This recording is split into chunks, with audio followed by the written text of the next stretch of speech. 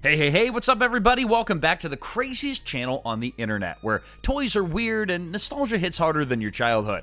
Alright 90s kids, are you ready to look back at some of the weirdest toys that somehow made it to store shelves? Well, today we're going to talk about those, especially ones that vanished quickly. We're going to talk about toys that made you say, who thought this was a good idea?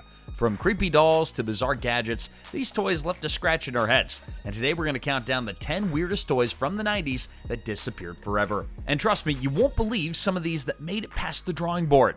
Number 10, Suzie Snapshot. Snap, and there she goes. This uncomfortable toy set was released in 1991 by Galoob, and it's kind of giving me JonBenet vibes. Now, Suzie's heart necklace was a sensor that interacted with a pretend camera, and when you clicked the button on the camera, it would flash, activating the necklace sensor, and Suzie would then strike a pose. You dress her up, you can comb and style her beautiful hair, and now she's ready to model for you, and only you. And you'll love sharing the flashy fashion fun with this pretty little playmate. The doll looks like she's 16, and she's wiggling all around in these weird little poses for you to take pictures of her. This looks like Uncle Rico's got his own creepy photographer starter kit. Number 9, Steve the Freeies. Okay, buckle up, because we're going to dive into the world of Dick Tracy, the 1990 action comedy that was based on a comic strip from the 30s. The film starred Warren Beatty, Madonna, and Al Pacino, and while critics were a bit meh about it, kids loved the colorful gangsters, the crazy costumes, and of course that iconic yellow trench coat. Now, when there's a movie, there's always going to be toys, and Dick Tracy didn't disappoint.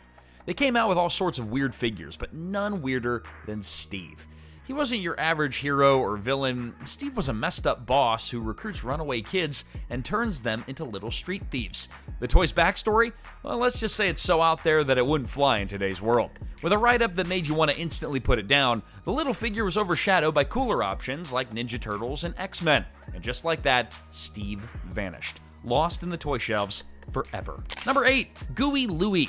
The game where you pick Louie's out of Louie's nose. Yeah, gross.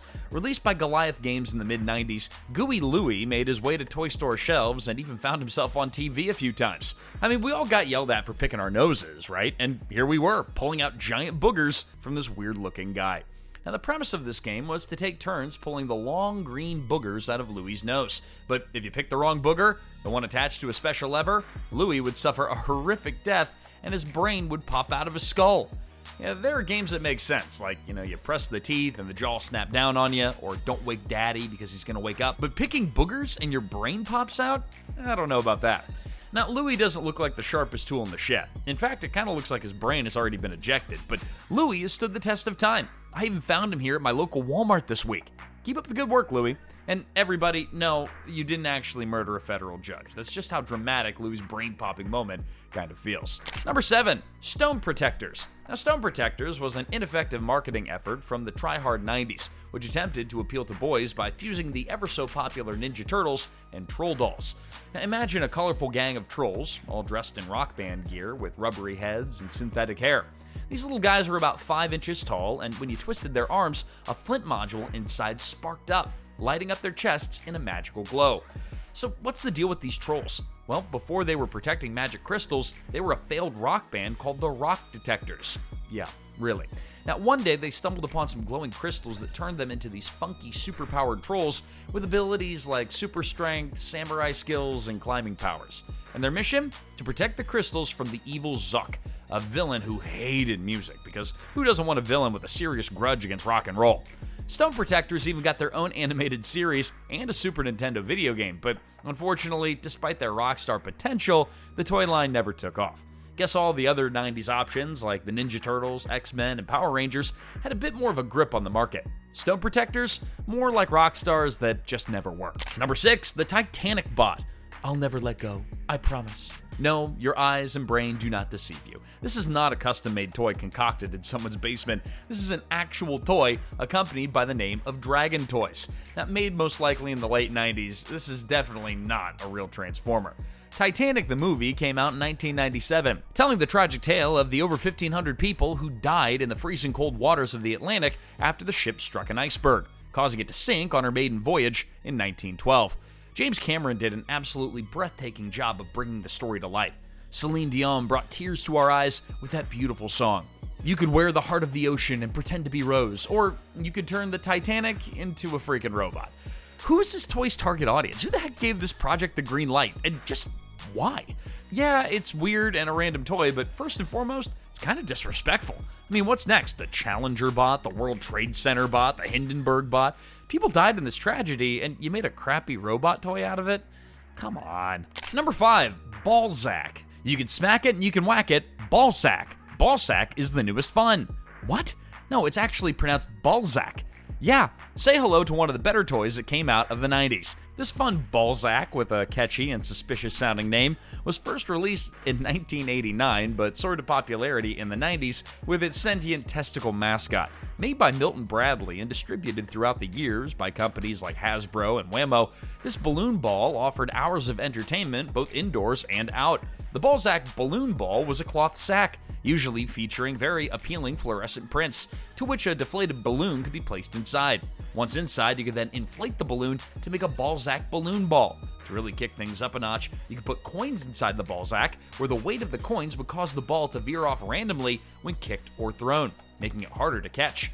If water was added instead, the balloon speed would actually increase after you threw it. The original Ballzac was a classic in the toy industry and can be found regularly being sold at Disney World carts and shops up until 2011. Number 4, Jiba Jabber. Now forget all the other nonsense you probably never heard of. Let me tell you about this Jiba Jabber.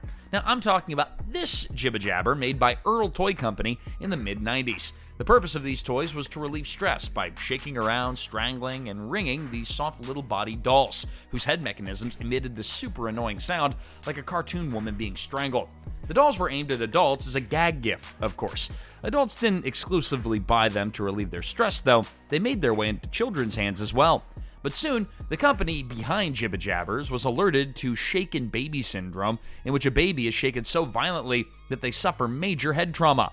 Regardless, the company soon began placing an insert into Jiba Jabber packaging, explaining that the Jiba Jabber is just for fun and that actually shaking babies and young children is a lethal form of child abuse.